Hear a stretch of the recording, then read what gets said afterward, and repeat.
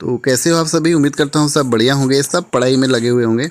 और दिन ही ऐसे हैं, पढ़ाई के ही दिन चल रहे हैं अभी, है ना। पढ़ाई का ही सीज़न चल रहा है। दिवाली तो है, खैर है ही, सभी को दिवाली की बहुत बहुत बधाई। और ये हम बात करने वाले हैं पंचायती राज के 7th वीडियो की। बाकी के वीडियो आप इससे पहले के पॉलिटी आपको प्लेलिस्ट मिल जाएगी, वहाँ पे आप जाके देख सकते हैं। और हिंदी के भी 40-44 वीडियो अपलोड हो चुके हैं, वो आप हिंदी ग्रामर प्लेलिस्ट आपको मिल जाएगी, देख सकते हैं। और हिस्ट्री के भी 25 से वीडियो ज़्यादा ऊपर वीडियो अपलोड हो गए हैं, वो भी आप हिस्ट्री प्लेलिस्ट में जाके देख सकते हैं। अगर आप परीक्षा वाली सॉल्व करना चाहते हैं एमसीक्यू बेस पर, तो पूरी परीक्षा वाली अपलोड है, उत्तराखंड की परीक्षा वाली पूरी की पूरी अपलोड कर रखी है, वो प्लेलिस्ट में जाके उसको भी देख सकते हैं। आने वाले टाइम पर हम करंट अफेयर भी करेंगे, तो वीडियो को लाइक जरूर करिएगा, चैनल को सब्सक्राइब कर दीजिएगा। बढ़ते हैं आज के पहले क्वेश्चन की तरफ। पंचायती राज प्रथम परिवर्तित किया गया कहाँ? राजस्थान में। ठीक है, राजस्थान के भी कहाँ? नागौर जिले में। ये क्वेश्चन है, कई बार एग्जाम में आया है। जो नए बच्चे हैं उनके लिए नया होगा, बाकी जो पढ़ रहे हैं पहले से उनके लिए काफ़ी इजी क्वेश्चन है। अगला क्वेश्चन है हमारा, कब पंचायती राज कब से लागू हुआ था? 1959 से। कब? 2 अक्टूबर 1959 से, है ना। कहाँ? राजस्थान के। राजस्थान के भी कहाँ? नागौर में। कल मैंने क्वेश्चन पूछा था आप लोगों से कि भाई ऐसा कौन सा राज्य है जो राजस्थान के बाद जहाँ पंचायती राज शुरू हुआ था, ठीक है ना। तो राजस्थान के बाद जो था, आंसर मैं आपको बता देता हूँ। पहला राजस्थान था, दूसरा आंध्र प्रदेश था, ठीक है ना। अगला क्वेश्चन है हमारा, भारत में पंचायती राज व्यवस्था सर्वप्रथम राजस्थान में और उसके बाद कहाँ आरंभ हुई? आंध्र प्रदेश में। Option D. 2 अक्टूबर 1959 को भारत में पंचायती राज का शुभारंभ कहाँ से हुआ? नागौर के, राजस्थान से हुआ। अगला है, देश के ग्रामीण क्षेत्र के सामाजिक एवं सांस्कृतिक उत्थान के लिए सामुदायिक विकास कार्यक्रम। ये स्टार कर लीजिएगा, आजकल यहाँ से क्वेश्चन बन रहा है सामुदायिक विकास कार्यक्रम से। तो सामुदायिक विकास कार्यक्रम कब प्रारंभ किया गया? 2 अक्टूबर 1952 को। उसके बाद जब इनको देखा गया कि कैसे सफल हो रहे हैं या नहीं सफल हो रहे हैं, उसके बाद जवाहरलाल नेहरू ने फिर क्या स्टार्ट करा था? पंचायती राज, ठीक है ना। उसके बाद ही आगे बढ़ते हैं। सामुदायिक विकास कार्यक्रम का सार था, क्या था? लोक भागीदारी। Option C. भारत सरकार द्वारा सामुदायिक विकास योजना की शुरुआत कब की गई? 2 अक्टूबर 1953 को करी गई थी। सामुदायिक विकास कार्यक्रम की असफलता का क्या कारण था? अशिक्षा। आपको पता है उस समय ज़्यादा लोग के पास शिक्षा नहीं थी, है ना। अगला क्वेश्चन है, पंचायती राज की दृष्टि से महत्वपूर्ण प्रतिवेदन है बलवंत राय मेहता समिति। बलवंत राय मेहता की समिति कब आई थी? कल मैंने बताया था आपको, 1957 में आई थी, है ना। इन्होंने क्या बोला था भाई? 3 स्तरीय पंचायती राज होना चाहिए। पहला क्या था उसमें? ग्राम पंचायत। दूसरा था पंचायत समिति ब्लॉक लेवल पर। तीसरा जिला परिषद, ठीक है। तो ग्राम पंचायत, पंचायत समिति और जिला परिषद, 3 लेवल का उन्होंने बोला था। तहसील स्तर नहीं है इसमें, याद रखिएगा। ये क्वेश्चन आता है कि कौन सा स्तर नहीं है शामिल, तो तहसील स्तर नहीं है। अपने जो नोट्स बनाएंगे उसमें तहसील को लिख के काट दीजिएगा, जिससे वो चीज़ें याद रहती हैं लंबे टाइम के लिए। अगला क्वेश्चन है हमारा, लोकतांत्रिक विकेंद्रीकरण का सुझाव दिया गया किसके द्वारा? बलवंत राय मेहता समिति के द्वारा। मैंने कल आपको विकेंद्रीकरण का अर्थ बताया था। क्या होता है भाई विकेंद्रीकरण का अर्थ? ये होता है कि पावर को, यानी कि शक्ति को बांट देना, ठीक है ना। एक व्यक्ति के हाथ में सारी पावर ना रहकर व्यक्ति को बांट देना। तो वो था किसका सुझाव था? बलवंत राय मेहता समिति का सुझाव था। अगला क्वेश्चन है हमारा, अच्छा एक सुझाव दिया था एल एम सिंघवी समिति ने। एल एम सिंघवी समिति ने क्या दिया था सुझाव? आज का क्वेश्चन आपका ये है। जो हमारा ये क्वेश्चन है, लोकतांत्रिक विकेंद्रीकरण की योजना प्रस्तुत करने वाली समिति है, कौन सी है? बलवंत राय मेहता समिति, जो कि 1957 में आई थी। कई बार ईयर पूछा गया है। और उसके 20 साल बाद कौन सी समिति आई थी? अशोक मेहता समिति, ठीक है। फिर कौन सी आई थी? 1985 में जी के राव समिति। फिर 1986 में कौन सी आई? 1 साल बाद? चलो मुझे आप बताइएगा, 1 साल बाद कौन सी आई थी? भारत में पंचायती राज की त्रिवस्तरीय अनुमोदन किस समिति के द्वारा किया गया? बलवंत राय मेहता। हमारा किस समिति में लोकतांत्रिक विकेंद्रीकरण और पंचायती राज की सिफारिश की गई? बलवंत राय मेहता समिति। अगला है, पंचायती राज में संबंधित निम्नलिखित कथनों में से कौन सा सही नहीं है? तो सही है, पहले देख लेते हैं कौन कौन सी। पंचायती व्यवस्था भारतीय ग्रामीण जीवन युगों से एक अभिन्न अंग है, बिल्कुल सही।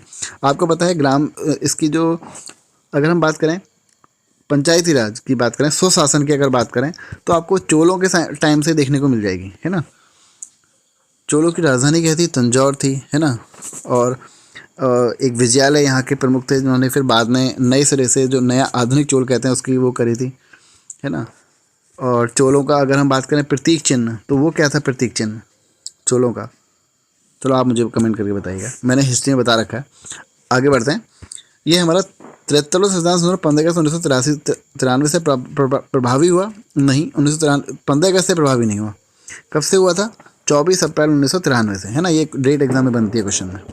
तो यह एक त्रिस्तरीय जैविक रूप से जुड़ी संरचना है, बिल्कुल सही है। 3 लेवल का है। क्या क्या है? ग्राम पंचायत, पंचायत समिति और जिला परिषद। भारतीय संविधान का अनुच्छेद 243 इसके महत्व को बढ़ाता है। तो सभी सही है, बस ये गलत है, ऑप्शन बी।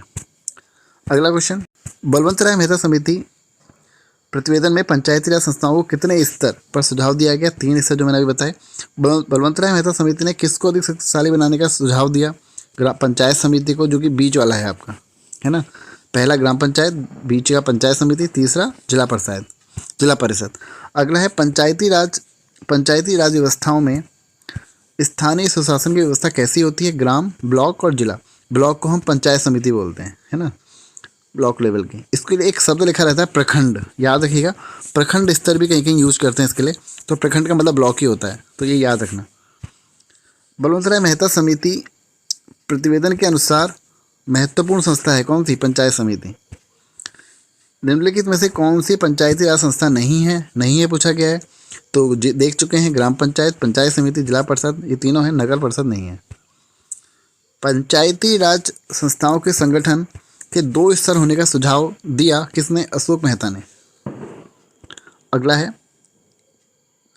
पंचायती राज के चुनाव में राजनीतिक दलों को खुले तौर से चुनाव चिन्हों के आधार पर भाग लेने का सुझाव किस समिति ने दिया? तो अशोक मेहता समिति ने। अगला क्वेश्चन है कि 1977 में केंद्र सरकार ने पंचायती राज संस्था की कार्यप्रणाली और ढांचे में सुधार लाने के उद्देश्य से किस समिति को नियुक्त किया? तो वो थी अशोक मेहता समिति, ऑप्शन ए। अगला है, देश में पंचायती राज व्यवस्था का प्रारंभ किस समिति की रिपोर्ट के आधार पर किया गया? तो बलवंत राय मेहता समिति के रिपोर्ट के आधार पर। बलवंत राय मेहता की समिति के अनुशंसाओं के आधार पर किस वर्ष पंचायती राज व्यवस्था को लागू किया गया? 1959 में, ऑप्शन सी। अशोक मेहता समिति ने पंचायती राज व्यवस्थाओं के अंतर्गत कितने स्तरीय ढांचे की सलाह दी? तो दो ढांचे की, है ना। इन्होंने क्या बोला? इनकी वो कब आई? 1977 में, उसके 20 साल बाद। अगला है, अशोक मेहता समिति ने किन 2 स्तरों की बात करी? तो मंडलीय और जिला परिषद की बात करी। अगला है, अशोक मेहता समिति का किससे संबंध था? पंचायती राज से था। पंचायती राज से संबंधित निम्न समितियों को कालक्रम में व्यवस्थित करना है हमको, है ना। तो जैसे कि हमको सबसे पहले पता है कौन सी समिति आई थी? बलवंत राय मेहता, तो 3 नंबर, है ना। एक ही है इसमें 3 से स्टार्ट होने वाला, 3।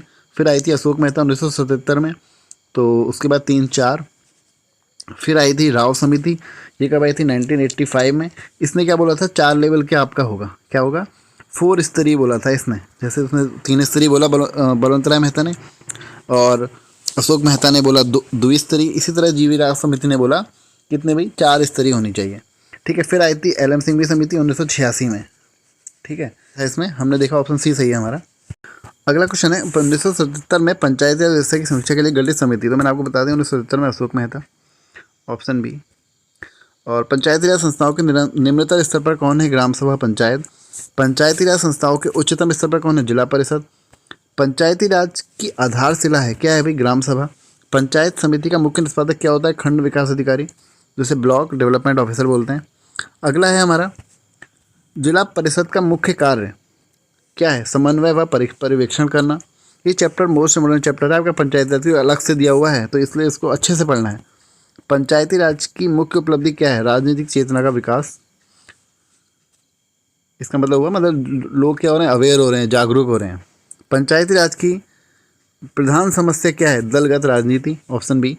स्थानीय सांसद और विधायक किसके पद में सदस्य होते हैं? जिला परिषद के। देखो, जो लोकसभा के सदस्य होते हैं, राज्यसभा के सदस्य होते हैं, और जो आपके क्या होंगे? विधायक होंगे, है ना।